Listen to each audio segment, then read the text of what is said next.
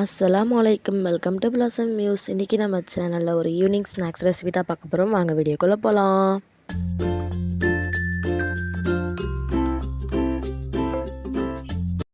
அதுக்கு ஒரு பவுலில் 1.5 கப் நான் மைதா மாவு ஆட் பண்ணியிருக்கேன்.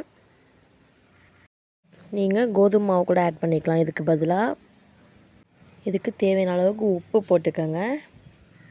1 டேபிள் ஸ்பூன் ஆயில் ஊற்றிக்கோங்க. இது கூட கொஞ்சம் கொஞ்சமாக தண்ணி ஆட் பண்ணி சப்பாத்தி மாவு பதத்துக்கு நம்ம டோவாக எடுத்துக்கலாம். இதுக்கு நான் 1/2 கப் அளவுக்கு பச்சை பட்டாணி எடுத்துருக்கேன். இதை நல்லா வாஷ் பண்ணிவிட்டு நம்ம ஒரு பவுலில் போட்டு தண்ணி ஊற்றி நம்ம வேக வச்சுக்கலாம். இது வேகிறதுக்கு ஒரு 10 நிமிஷம் போதும். இப்போ இது நல்லா வெந்துருச்சு. ஒரு பவுலுக்கு ட்ரான்ஸ்ஃபர் பண்ணிடலாம்.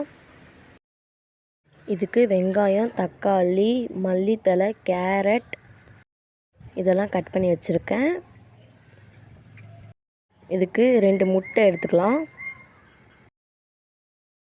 இப்போ ஒரு கடாயை ஹீட் பண்ணிக்கோங்க. அதில் 1 டேபிள் ஸ்பூன் ஆயில் ஊற்றி அதை ஹீட் பண்ணிக்கலாம்.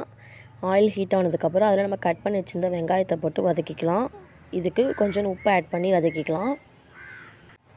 வெங்காயம் ஒரு அளவுக்கு கண்ணாடி பதம் வந்தோடனே ஜிஞ்சர் கார்லிக் பேஸ்ட் ஆட் பண்ணிக்கலாம். 1 டீஸ்பூன்.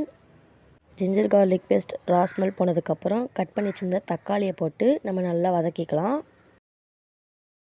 தக்காளி ஓரளவுக்கு வதங்கினதுக்கப்புறம் கேரட் ஆட் பண்ணிக்கலாம். நான் கேரட் துருவி வச்சுருந்தேன். இதை ஓரளவுக்கு வதக்கினதுக்கப்புறம் மிளகாய்த்தூள், மஞ்சள் தூள், கரம் மசாலா இதெல்லாம் நம்மளுக்கு காரத்துக்கு தகுந்த மாதிரி ஆட் பண்ணிவிட்டு பச்சை வடை போகிற அளவுக்கு வதக்கிக்கலாம். பச்சை வடை போனதுக்கப்புறம் நம்ம அவிச்சு வச்சுருந்த பட்டாணியை ஆட் பண்ணி மிக்ஸ் பண்ணிவிட்டு கொரியாண்டர் லீஃப் போட்டு அதையும் நம்ம மிக்ஸ் பண்ணிக்கலாம். இது கூட நம்ம எடுத்து வச்ச 2 முட்டையை உடச்சி ஊற்றிக்கிட்டு உப்பு தேவையான அளவுக்கு போட்டுக்கிட்டு பெப்பர் போட்டு மிக்ஸ் பண்ணிக்கலாம். இப்போ ரெடி ஆயிடுச்சு நம்ம ஸ்டஃபிங். இப்போது நம்ம பிசைஞ்சு வச்ச மாவு 1/2 மணி நேரம் நல்லா ஊறிடுச்சு. இதை நம்ம பாலாக உருட்டி எடுத்துக்கலாம். இப்போ நம்ம சப்பாத்தி உருட்டுற கட்டையில் ஃப்ளார் ஸ்ப்ரெட் பண்ணிவிட்டு நம்ம சப்பாத்தி ஷேப்பில் உருட்டிட்டு நம்ம அதையும் ரவுண்டாக கட் பண்ணிவிட்டு உள்ளார ஸ்டஃபிங் வச்சு நம்ம இந்த மாதிரி ஷேப்பில் மடக்கி எடுத்துக்கலாம். நல்லா ப்ரெஸ் பண்ணி ஒட்டிக்கலாம் சைடில்.